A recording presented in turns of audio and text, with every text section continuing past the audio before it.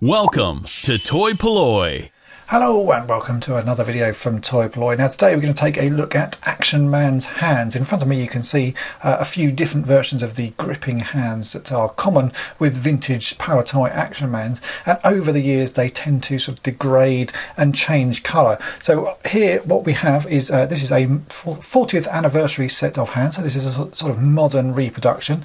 This guy here on the right, now these hands are original gripping hands and they don't look too bad to me. They're a little bit dirty, but the sort of colour of them is still pretty reasonable, and they've still got a bit of flex to them. But more often than not, when you look at these vintage Action Mans, they look like this guy at the back, where they have aged quite badly. They've gone a very sort of tanned colour and are starting to go brittle. And now I've seen a few people on various forums talk about sort of taking the staining out of these hands, and we're going to have a go at that today and see how well it works and see how the hands come out at the end. So let's take a look at some of the hands I'm going to do this process on. So here we have a few hands that I've taken off Action Men as I've been restoring them over the years, and these are in various sort of conditions. I actually have a bag of sort of broken and sort of damaged hands that I tend to keep just because I don't like to throw them away, and at some point I think they may come in useful, but mostly they are like this. There are sort of two types of sort of degradation of these hands that I find. One is this one, where they go absolutely rock solid, so this has lost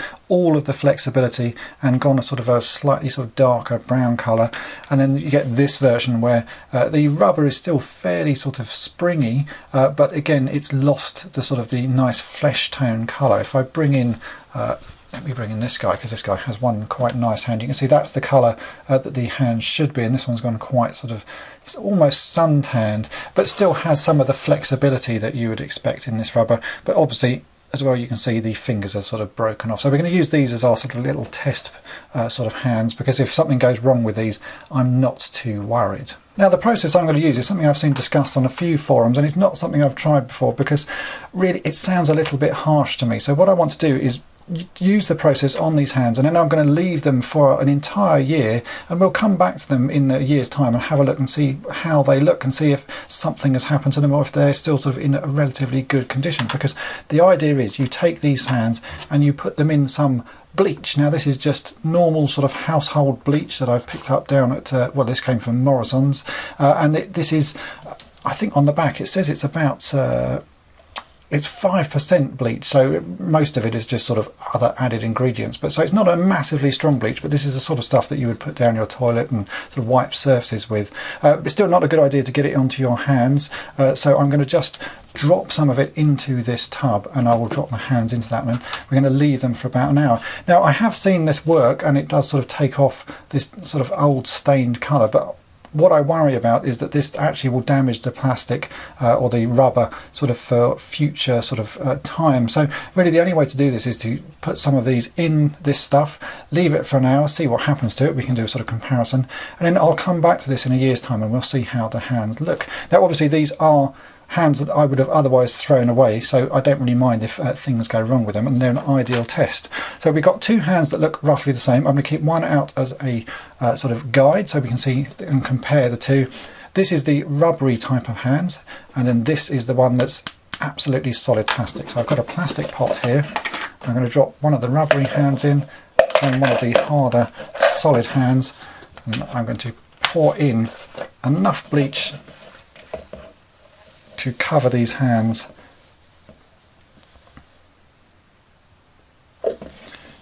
Like so, and then I'm going to leave that for an hour, and apparently it's an hour's time is all you need, and we'll come back to it. Obviously I'm not going to touch this with my hands. I'm going to very carefully clean these before I bring these back on camera, so if you're going to try this yourself, wear gloves and don't touch the bleach. So let's leave this for an hour and we'll see what happens. It's now been about an hour, and you can see that there is some change to the colour of the hands in there. So I'm going to take these out and give them a thorough wash just in some warm soapy water to get all of the bleach off, and then I'll bring them back up here and we can compare them to this hand that I didn't stick in the bleach, and we'll see how they look. And here are the hands now that they've been washed and dried. So you can see that there is quite a big difference between the two hands. This one on the left was how it was originally, and this is after an hour in the bleach. And you can see that it's certainly gone back to a much more of a flesh colour sort of finish to the hand, and it still feels quite rubbery. There's nothing sort of really changed in the sort of structure of the rubber there. If we go to the one that was the hand that was absolutely solid plastic, that is still really solid, and you can see that it's certainly changed colour. I think I have another one of the hands there on the side. You can see it's quite sort of dark, so it's certainly changed colour, but it's still just as solid. And actually the inside of this sort of plastic is starting to go a little bit sort of crumbly, so this hand was really far gone anyway, and I wouldn't recommend doing anything to those. But this one, it certainly looks like it's made quite a big change. Now, I'm not going to say that everyone should do this. I'm actually going to leave these now for an entire year, and I'll come back to this in a separate video in a year's time, and we'll see what has happened to this hand, because I have a feeling bleach is a fairly hard sort of chemical, and is going to do sort of quite a lot of nasty things to the plastic, and I do worry that this is actually going to sort of damage the plastic even more. Although these are rough hands anyway, I just worry that it's sort of going to make them even worse and get even sort of worse over time. So really, I'm going to leave this and come back to it in a year. I did do one other hand while I was doing this, which is this one here, and you can see this still has a little bit of sort of yellow tinging to it, and the plastic on this one has actually gone, if I can get the camera to focus, it's all started to crack. So that's why I'm going to say I don't recommend at the moment everyone having a go at this, but I certainly think it's worth looking into, and in a year's time we'll come back to this and see if these hands have survived or what has happened to them, because they're already perishing as it is, but this may make the process sort of speed up even more. So for the moment you can see it has made quite a difference, but the long-term damage is really what I'm interested in this video. So let's come back to this in a year's time and we'll see how these hands look, whether they're still as supple and sort of rubbery as they are at the moment, or whether something else has happened to them. Maybe they're going to end up a bit more sort of cracked like this one. So it's going to be a case of time will tell. So let's come back and we'll see what happens. So I hope this video has been of interest to you, and I'll see you in a year. Thanks for watching. Thanks for watching toy-polloi. Subscribe for more great videos. You can also follow toy-polloi on Twitter, Facebook, and Instagram.